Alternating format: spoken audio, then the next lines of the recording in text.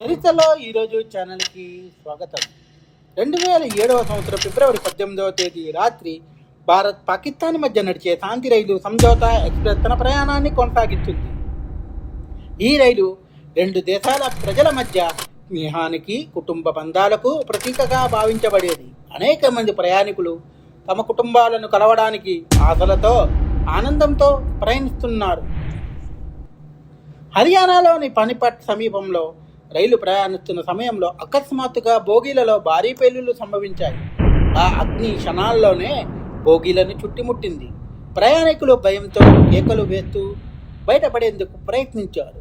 అగ్నిలో చిక్కుకొని అనేక మంది ప్రాణాలు కోల్పోయారు.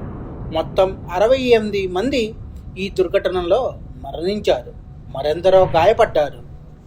ఈ ఘటన దేశాన్ని తీవ్రంగా కలిచివేసింది. శాంతి, స్నేహానికి ప్రతీకగా నిలిచిన రైలు విషాదానికి చిహ్నంగా మారింది. ప్రభుత్వం విచారణ ప్రారంభించింది. బాధిత కుటుంబాలకు సానుభూతి, సహాయం అందించబడింది. సంజోతా ఎక్స్ప్రెస్ పేలుడు మనకు ఒక కఠినమైన నిజాన్ని గుర్తు చేసింది. శాంతి మార్గం ఎంత ముఖ్యమో దాన్ని కాపాడుకోవడం అంతకంటా ముఖ్యమని.